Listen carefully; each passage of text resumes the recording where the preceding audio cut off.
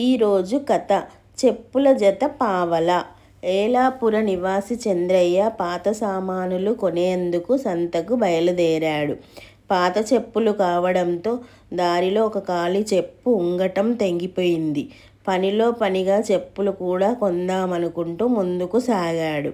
చంద్రయ్య వెళ్ళే దారి పక్కన పాతకాలపు దేవాలయం ఒకటున్నది.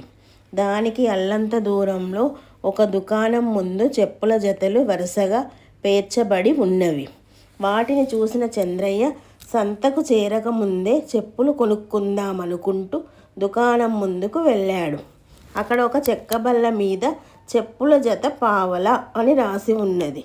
కనీసం 10 రూపాయలు ఖరీదు చేసే చెప్పులు ఎంత చౌకైపోయాయి అని సంబరపడుతూ చంద్రయ్య తనకు నచ్చిన చెప్పుల జత ఎంచుకొని వాటిలో పాదాలుంచి చూశాడు. అవి చక్కగా అతికినట్టు సరిపోయాయి. అప్పుడు చంద్రయ్య దుస్తుల్లోంచి ఒక పావలా తీసి దుకాణం వాడికి ఇవ్వబోయాడు. వాడు చంద్రయ్య కేసి అనుమానంగా చూస్తూ, ఈ జత మీది కాదు, బట్టల దుకాణం పాపయ్య గారిది. అయినా మీరిక్కడ చెప్పుల జత విడవలేదే అన్నాడు. అంతలో పాపయ్య అక్కడికి వచ్చి చంద్రయ్య కేసి కళ్ళురుముతూ చూసి, పట్టపగలే దొంగతనమా? అది దేవాలయం ముందు అన్నాడు. చంద్రయ్య చెప్పులు వదిలేసి, అయ్యా నేను దొంగను కాదు, ఆ చెక్కబల్ల కేసి చూడండి, చెప్పుల జత పావలా అని రాసి ఉన్నది.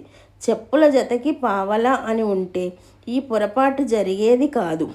బాగా చదువుకొని వాళ్ళతో పెద్ద చిక్కు అన్నాడు పాపయ్య.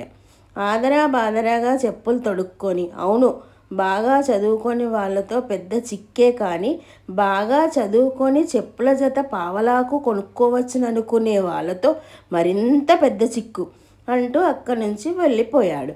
కథ సమాప్తం. Thank you.